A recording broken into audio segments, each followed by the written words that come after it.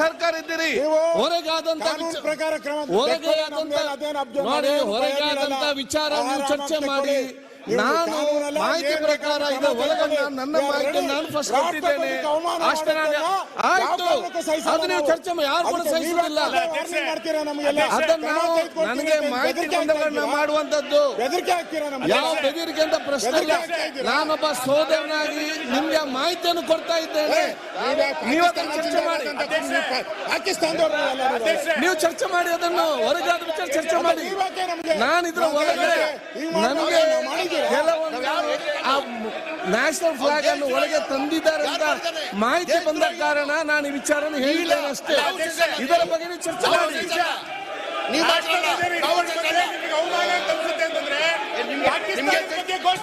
ಅದನ್ನು ನೀವು ಚರ್ಚೆ ಮಾಡಿ. ಅದು ಯಾರು ಬೇಡ ಅಂತ ಹೇಳಿಲ್ಲ.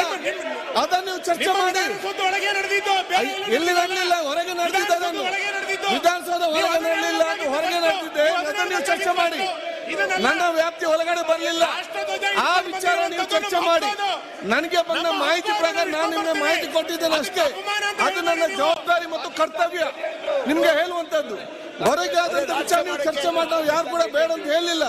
ಅಂತ ಯಾವುದೇ ಘಟನೆ ಇದ್ರೂ ಕೂಡ ನಾವೆಲ್ಲ ತೀವ್ರವಾಗಿ ಒಗ್ಗಟ್ಟು ಖಂಡಿಸಬೇಕು. ತಪ್ಪು ಅಂತ ಹೆಂಗೆ ಹೇಳ್ತೀರಾ ನೀವು? ಇನ್ಯಾವುದೋ ಪಾಕಿಸ್ತಾನ ಧ್ವಜ ಹಿಡ್ಕೊಂಬರೋಣ ನಾವು?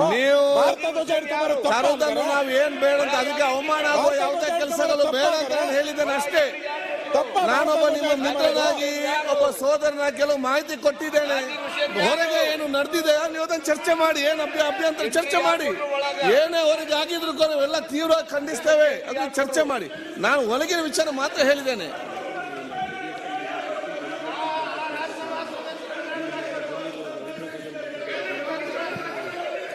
ಸನ್ಮಾನ್ಯ ಅಧ್ಯಕ್ಷರೇ, ಈಗ ನಾವು ಬಾವುಟ ಹಿಡ್ಕೊಂಡ್ ಬಂದಿದ್ದೀರಿ ಅಂತ ನಿಮ್ಗೆ ಯಾರು ಹೇಳಿದ್ರು?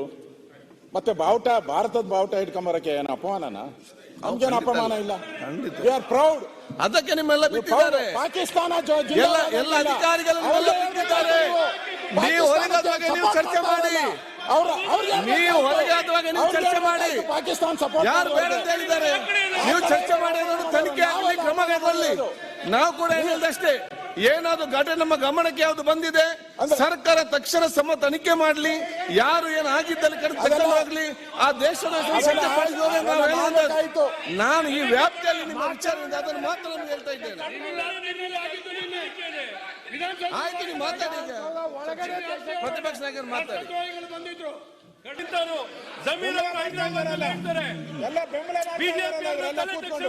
ಈಗ ಇದರ ಬಗ್ಗೆ ಚರ್ಚೆ ಬೇಡ. ಬೇಲೂರು ಗೋಪಾಲ್ಗೆ, ಶರದ್ ಗೌಡ, ಕಾಸಿಫ್ ಸೈಡ್ ಕೂತ್ಕೊಳ್ಳಿ. ಆಯ್ತು, ಈಗ ಕೂತ್ಕೊಳ್ಳಿ. ಅವ್ರು ಮಾತಾಡ್ಲಿ. ಪ್ರತಿಪಕ್ಷ ನಾಯಕರು ಮಾತಾಡಬಾರ್ದ? ರಾಜಗೌಡ್ರು ಕೂತ್ಕೊಳ್ಳೆ. ಶರದ್ ಗೌಡ್ರೆ ಕೂತ್ಕೊಳ್ಳಿ. ಇಲ್ಲಿ ರಾಜಗೌಡ್ರೆ ಕೂತ್ಕೊಳ್ಳಿ. ಅವ್ರು ಮಾತಾಡ್ತಾರೆ.